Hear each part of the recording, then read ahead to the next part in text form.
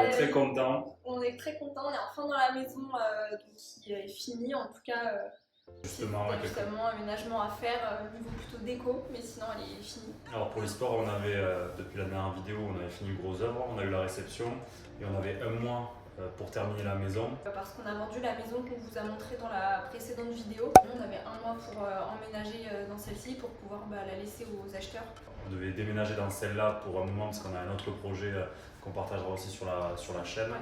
Et on devait l'habiter pendant quelques temps. Quelques mois et ensuite l'idée c'est de la mettre en location, donc on a essayé de faire quelque chose d'assez sobre, pour plaire à tout le monde pour la location. Pour ce qui est du budget, en fait, on avait 4 550 € pour refaire, pour finaliser toute la maison. Les travaux qui nous restaient à faire quand on l'a récupéré, donc il y avait le ponçage et la peinture.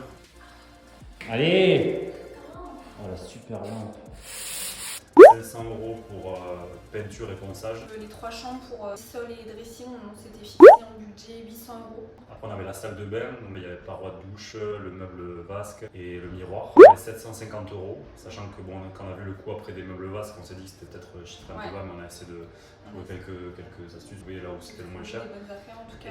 Et sur la cuisine, on avait 2500 €. Ouais, pour les meubles et l'électro. Là, on va partager les choix qu'on a fait dans ces différents pôles, si on n'arrête plus respecter notre budget et justement nos conseils pour aménager une maison du coup avec un budget qui un budget un peu serré. Ouais. Parce que l'idée c'est que la maison après nous on y mettait nos meubles mais qu'il y ait la possibilité de la louer en nu, donc c'est-à-dire avec tous les meubles fixes en tout cas. Ouais. Pour ce qui est de la peinture et notre budget de 500 €, ouais. Donc on a fait quelques vidéos pendant les travaux mais on n'en a pas fait énormément. Avec les moyens du bord.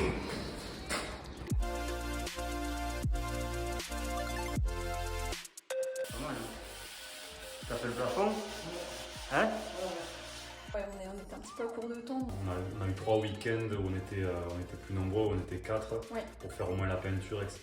Et après bon, les cuisines et tout ça. Ouais, donc pendant 3 semaines où on a travaillé un peu la semaine. C'était surtout les week-ends où vraiment on a pu mettre un gros coup d'accélérateur. Donc sur le choix de la peinture, du coup on a fait le choix de peindre quasiment tout en blanc. Toujours dans l'esprit de pouvoir la mettre en location. C'est vrai que ça aurait été pour nous, on aurait peut-être mis des couleurs un peu plus tranchées, mais là on voulait quelque chose d'assez neutre. On a juste fait un pan de mur en gris clair et la salle de bain aussi, mais sinon tout est blanc. Voilà, on a choisi une peinture, alors on a regardé des tutos sur YouTube, des tutos de l'excellent Docteur Peinture qui recommandait une peinture justement chez Brico Dépôt. Ouais. Alors c'est la peinture Evalux de Brico Dépôt, donc qui est normalement avec sous-couche intégrée. Alors lui je crois qu'il conseillait pas forcément de pas mettre de sous-couche. On a quand même testé. On a essayé les deux. Au début on a testé sans sous-couche la peinture Evalux et finalement on a eu des petits soucis pendant l'application. Tu sèches mes méfaits de la veille. Tu reposes déjà dessus? Alors c'est surtout moi, avec le rouleau, j'ai eu quelques soucis, la peinture qui se décollait et quand on repassait le rouleau, la peinture qui s'arrachait, donc on a laissé, on n'a pas réussi à combler. Et là on savait pas trop si c'était parce qu'il faisait froid, parce qu'il faisait quand même entre 0 et 5 degrés dedans peut-être quand on l'a fait, ou si parce qu'on n'avait pas assez bien dépoussiéré, on était assez pressé. C'est peut-être ça, ou alors le fait qu'on n'avait pas mis de sous-couche. Ensuite on a acheté un pot de sous-couche. Ça bloque le support, on ne sait pas exactement ce que ça veut dire. On ne comprend pas très bien à quoi ça sert. Mais en tout cas on l'a fait et on a commencé dans les chambres à mettre de la sous-couche, on a vu que ça ne se décollait pas. Donc on a continué comme ça et finalement le pot de sous-couche nous a tenu quand même pour faire une couche quasiment partout. On n'avait pas déjà commencé donc... Et finalement ça s'est plutôt bien passé une fois qu'on a mis la sous-couche, donc a priori ça sert à quelque chose. On avait 210 mètres carrés à peu près à peindre en termes de murs. Parce que sur les pots on sait que c'est une centaine de mètres carrés en fonction de... c'est un pot de 10 litres donc c'est une centaine de mètres carrés.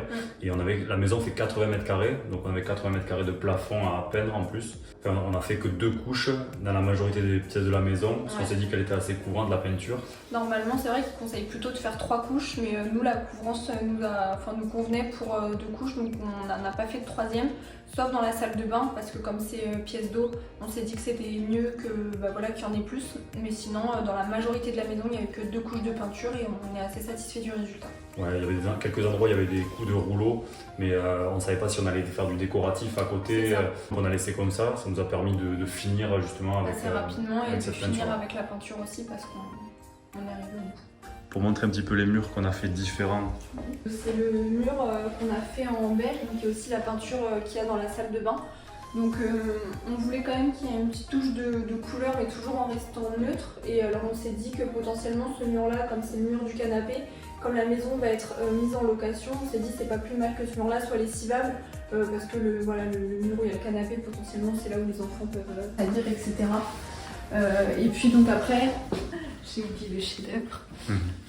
Là, le chef-d'œuvre du Vous coup. n'êtes pas prêts.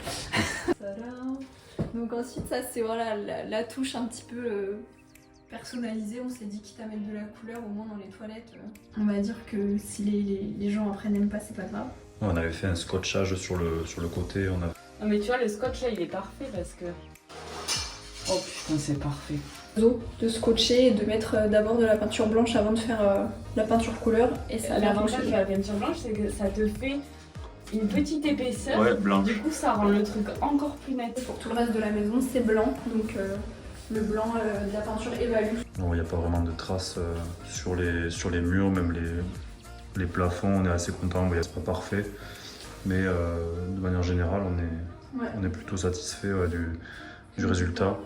À cet endroit-là, au niveau de la cuisine, ça avait un peu décollé. Et on a fait une couche de plus, par contre, au niveau du plafond ici, et le résultat est plutôt pas mal. Du coup, la question c'est est-ce qu'on a réussi dans notre budget? Notre budget c'est 500 € pour la peinture, on sait que c'était pas élevé. On cherchait une peinture bon rapport qualité-prix parce qu'il y a des peintures très peu chères mais on n'était pas sûr de notre coût. Ouais. Donc avec ce tuto on était assez en confiance, on allait chez Brico Dépôt du coup prendre la peinture Evalux. 5 pots du coup on a 5 pris. pots, un pot de sous-couche à Leroy Merlin. Donc on a pris 5 pots qui nous ont coûté 240 €, un pot de sous-couche qui nous avait coûté 60 €. Tout le petit matériel, donc ce qui était scotch, bâche et quelques feuilles à poncer, mais on en avait déjà des cales et des feuilles à poncer. Ouais, tout prix à action parce que niveau rapport qualité-prix pour le petit matériel, franchement, Ouais, y a pas mieux. Après, il nous restait aussi les pinceaux et les rouleaux des autres projets. ça, donc ça, on avait déjà aussi. Les 3 peintures spécifiques, couleurs, etc. oui. Et le pot de peinture terracotta, on a payé Ouais, c'était 30 une €, trentaine d'euros. 40 € de peinture grise pour la salle de bain. Il y avait 20 € pour le plafond de la salle de bain. Peinture blanche, mais juste sur quelques 6 mètres carrés. Ouais. Donc ça fait un total de... Ça fait un total de 400 €.